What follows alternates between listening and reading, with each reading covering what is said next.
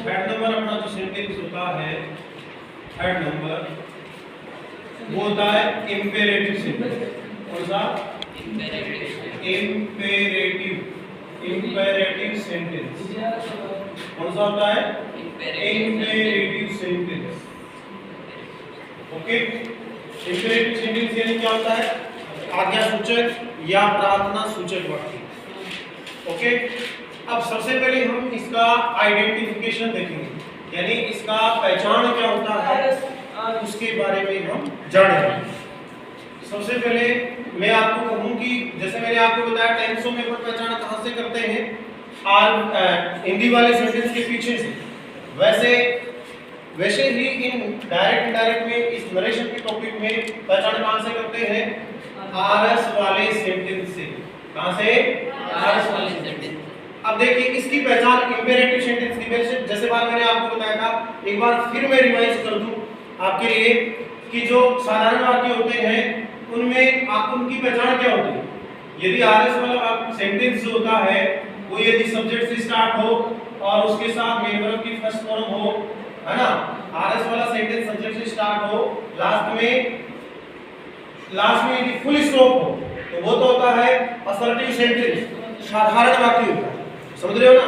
और यदि आरएस वाले वाक्य के लास्ट में यदि क्वेश्चन मार्क होता है, प्रश्नवाचक का चिन्ह होता है, तो बेटा वो होता है आपका इंटेरोगेटिव सेंटेंस, प्रश्नवाचक। ओके, और यदि आपका आरएस वाला वाक्य सेंटेंस जो है वो यदि बेटा या तो मेन वर्ब की फर्स्ट फॉर्म से शुरू हो, समझ रहे हो ना, या फिर डू या डू नॉट से शुरू हो। किससे शुरू हो? डू या डू नॉट से शुरू हो, या फिर प्लीज या काइंडली से शुरू हो। किससे शुरू हो? प्लीज या काइंडली से शुरू हो। समझ रहे हो ना? यस और नो? यस। तो उन सेंटेंसेस को हम बेटा कौन सा सेंटेंस कहेंगे? Imperative sentence. समझ रहे हो ना? यदि आपका आरएस वाला सेंटेंस या तो मेन वर्ब की फर्स्ट फॉर्म से शुरू हो, या डू नॉट से शुरू हो, या प्लीज या काइंडली से शुरू हो, तो हम समझ जाएंगे वो कौन सा सेंटेंस है? Imperative sentence. समझ गए? अब अपन जानेंगे इसका रूल, यानी इसमें चेंजेस क्या होता है, इसका नियम क्या होता है चेंज करने का, बदलने का। वो नियम ये होता है बेटा, यानी जैसे अपन ने साधारण वाक्य पढ़े थे अफर्मेटिव सेंटेंस, उनमें शेड टू किसमें बदला गया? टोल्ड में। और जो इंटेरोगेटिव प्रश्नवाचक वाक्य है ना, मतलब उनमें प्रश्नवाचक वाक्य नाम से पता चल रहा है प्रश्नवाचक वाक्य, इसका मतलब प्रश्न पूछा जाता है, पूछना को क्या कहते हैं? आस्क। इसका मतलब उनका शेड टू किसमें बदलता है? आस्क्ड में। लेकिन इसमें इंपेरेटिव जो सेंटेंस है इसका जो शेड टू है, इसका जो शेड टू है वो भाव के अनुसार बदलता है। किसके अनुसार बदलता है? भाव के अनुसार। किसके भाव के अनुसार? वाक्य के भाव के अनुसार, यानी वाक्य में जो व्यक्त किया गया जो भाव है ना उसके अनुसार बदलता है।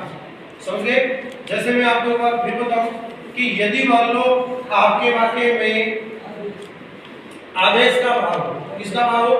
आदेश का, तो मेरे को ये बताइए आदेश को इंग्लिश में क्या कहते हैं? ORD या ऑर्डर कहते हैं ना। जब शेड, ये शेड टू, जब ये शेड सेकंड फॉर्म है, ये शेड क्या है? सेकंड फॉर्म, तो ऑर्डर की भी क्या बना देंगे? सेकंड फॉर्म, इसके साथ में ईडी लगा देंगे, तो सेकंड फॉर्म बन गया। यदि अपने सेंटेंस में बेटा सलाह का भाव हो, किसका भाव हो? सलाह। तो सलाह को इंग्लिश में क्या कहते हैं? एडवाइस। ADVISE, एडवाइस यानी सलाह। समझ रहे हो ना बेटा? आपको एक ध्यान में ये भी रखना है, एडवाइस में कई बार ADVISE होता है, कई बार ADVIC होता है। तो इसमें डिफरेंस क्या है, अंतर क्या है? जब ये सलाह नाम जो है, ये सलाह नाम किसी संज्ञा की जगह आता है तो उसमें ADVICE लगाना है, और यदि ये सलाह देना क्रिया की जगह आता है तो फिर S लगाना है, ADVISE, है ना। तो यह सलाह देने की बात हो रही है। तो यदि वाक्य में सलाह देने का भाव हो तो फिर शेड टू को किसमें बदलेंगे? एडवाइस, यानी सलाह देना को एडवाइस कहते हैं, और शेड टू सेकंड फॉर्म है, एडवाइस की सेकंड फॉर्म बना देंगे, एडवाइस हो जाएगा।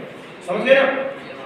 यदि आपके सेंटेंस में प्रार्थना या विनती का भाव, इसका प्रार्थना या फिर विनती का भाव हो तो बेटा प्रार्थना करना या विनती करना को इंग्लिश में कहते हैं रिक्वेस्ट। क्या बोलते हैं?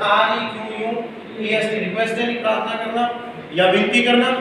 ओके, जब सेड टू सेकंड फॉर्म है तो रिक्वेस्ट की भी सेकंड फॉर्म बनाएंगे, रिक्वेस्टेड ED वो लगा देंगे।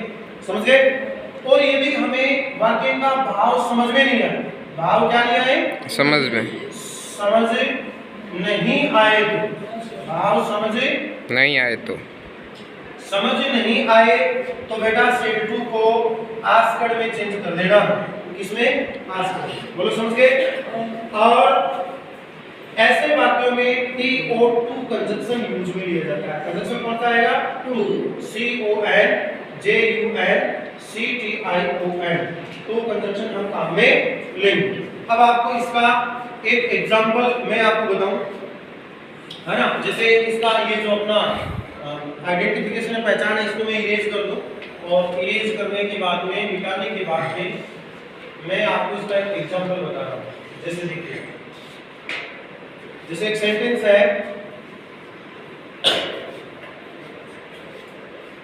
जैसे द टीचर, क्या है? The teacher said to me, अध्यापक ने मेरे से कहा, क्या कहा? Open the window, open the window, खिड़की खोलो, है ना? अब देखिए बेटा, आप सबको पता होना चाहिए ये the teacher said to me, ये क्या चीज है? RV है या RS? R, इस, है ना? ये RV है और जो इन्वर्टेड कॉमास के अंदर होता है उसको हम RS कहते हैं। क्या कहते हैं? RS कहते हैं। उसको हम RC भी बोलते हैं। क्या बोलते हैं? RC। Okay, yes. कई बार क्या होता है कि RS वाला सेंटेंस पहले दे दिया जाता है और RV वाला बाद में होता है, बट हमको RV का ही इनडायरेक्ट पहले बताना है। आपको बेटा ये मैंने ऑलरेडी पहले बता चुका हूं कि RV के सब्जेक्ट में, सब्जेक्ट जो सबसे पहले होता है वो सब्जेक्ट और जो सबसे बाद होता है वो ऑब्जेक्ट होता है। RV में ओनली ये जो शेड टू होता है, हालांकि बदलता तो शेड ही है, टू नहीं बदलता है, मगर मैं शेड टू इसलिए बता रहा हूं कि शेड टू को हमें हटाना होता है। शेड टू को क्या करना होता है? हटाना होता है। तो मैंने कहा कि शेड टू को पूरे को बदल दें, तो आप जिसे बोल रहे हो टू को नहीं हटाने वाले, तो केवल शेड टू बदलेगा और द टीचर और मी में कोई चेंजेस नहीं होगा। जैसा ऊपर है वैसा का वैसा नीचे इसको राइट डाउन कर देंगे, है ना? जैसे द टीचर है तो क्या उतार देंगे? द टीचर, है ना? अब मी है तो मी का मी आ जाएगा, केवल शेड टू बदलेगा। अब बेटा ये शेड टू कई बार कोड में बदलता है, कई बार आस्पेक्ट में बदलता है और कई बार किस में बदलता है? बताइए।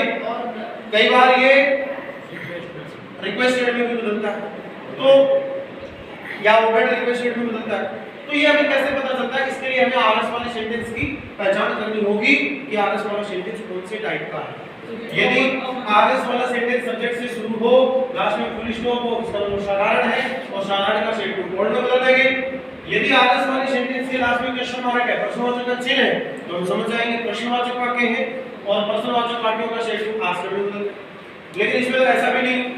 यदि RS वाला सेंटेंस मेन वर्ब की फर्स्ट फॉर्म से शुरू हो, तो ये ओपन, OPEN, ओपन इन खोलना मेन वर्ब की फर्स्ट फॉर्म ही तो है। मेन वर्ब की फर्स्ट फॉर्म से शुरू हो या फिर डू या डू नॉट से शुरू हो या फिर प्लीज या काइंडली से शुरू हो, तो बेटा उसको हम कहते हैं इंपेरेटिव सेंटेंस। और इंपेरेटिव सेंटेंस का जो शेड टू होता है वो वाक्य के भाव के अनुसार बदलता है। यानी वाक्य में आदेश का भाव हो तो ऑर्डर्ड में, सलाह का भाव हो तो एडवाइस में और प्रार्थना या विनती का भाव हो तो रिक्वेस्टेड में और भाव समझ में नहीं आए तो आस्क में। अब आप मुझे बताइएगा कि टीचर ने मेरे से कहा कि ओपन द विंडो, खिड़की खोलो, इसका आदेश है ना? और आदेश में इंग्लिश में क्या कहते हैं? ऑर्डर, और ईडी लगा देंगे तो सेट किस में बदल जाएगा? ऑर्डर। तो द टीचर ऑर्डर्ड मी, और मैंने कहा ऐसे वाक्यों को जोड़ने के लिए कंजंक्शन कौन सा यूज में लेंगे? टू। तो ये टू कंजंक्शन बीच में हम लगा दें। तो the teacher ordered me to, है ना?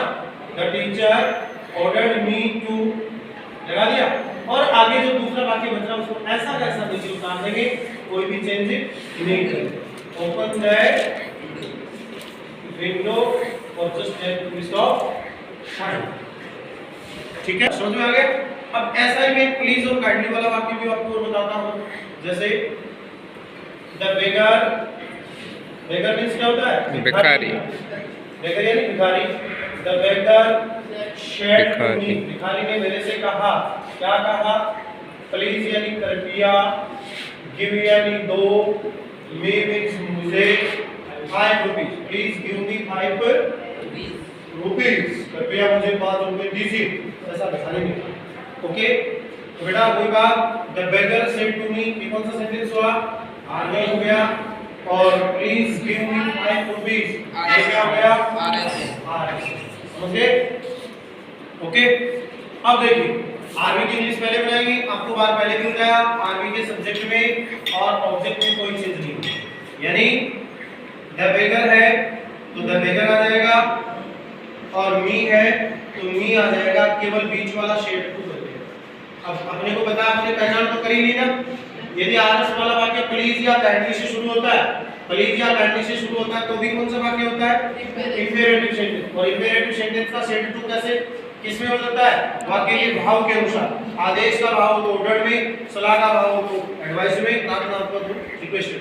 तो बेटा और आपको एक बात और बता दूं, यदि आपका आरएस वाला सेंटेंस प्लीज या काइंडली से शुरू हो तो डेफिनेटली आपको समझना है, यदि आरएस वाला सेंटेंस प्लीज या काइंडली से शुरू होता है ना, तो आपको ये समझना है कि निश्चित रूप से उसमें प्रार्थना की गई, क्योंकि प्रार्थना या विनती करने के लिए प्लीज या काइंडली का यूज करते हैं। समझ गए ना? यानी प्लीज या काइंडली लगा हुआ तो निश्चित रूप से क्या की गई है? उसमें प्रार्थना की गई है, विनती की गई है। तो इसका मतलब इसमें किसका भाव है? प्रार्थना या विनती का। प्लीज लगा हुआ है ना, तो प्रार्थना या विनती का भाव है, और प्रार्थना या विनती का भाव तो शेड किसमें बदलेगा? रिक्वेस्टेड में। तो ये रिक्वेस्टेड में बदल दिया। द बेगर रिक्वेस्टेड मी, और दोनों सेंटेंस को किससे जोड़ देंगे? टू कंजंक्शन से। कंजंक्शन टू लगेगा ना, ठीक है? टू। और इनडायरेक्ट प्रोनाउंस में प्लीज या काइंडली को हटा दिया जाता है। इनडायरेक्ट प्रोनाउंस में प्लीज या काइंडली को हटा दिया जाता है, हटा देंगे, और बाकी बचे हुए को आगे ऐसा कैसे उतार देंगे? गिव, तो गिव का गिव उतार दिया। मी ये सर्वनाम है, प्रोनाउन है, तो प्रोनाउन तो चेंज करना पड़ेगा कि नहीं करना पड़ेगा? मी कौन सा पर्सन होता है? First person. मैंने आपको बात बताया था ना फॉर्मूला, आरवी बटे आरएस, है ना? आरवी अपॉन आरएस और सन अपॉन 1 2 3, 1 2 3। ओके, यदि आरएस में फर्स्ट पर्सन हो तो वो आरवी के सब्जेक्ट के अकॉर्डिंग बदलेगा। तो ये फर्स्ट पर्सन ही तो है, तो ये आरवी के सब्जेक्ट के अकॉर्डिंग बदलेगा।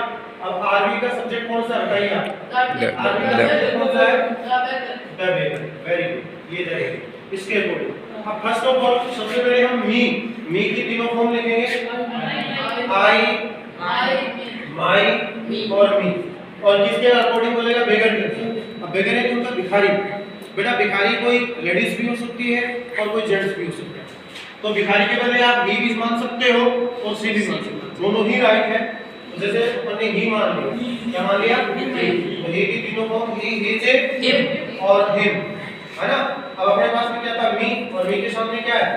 तो इसका क्या बन जाएगा यहाँ पे? है ना? The beggar requested me to give him 5 rupees, 5 rupees, RUEE, तो इस प्रकार से बेटा ये हमारा इंपेरेटिव सेंटेंस क्लियर हुआ।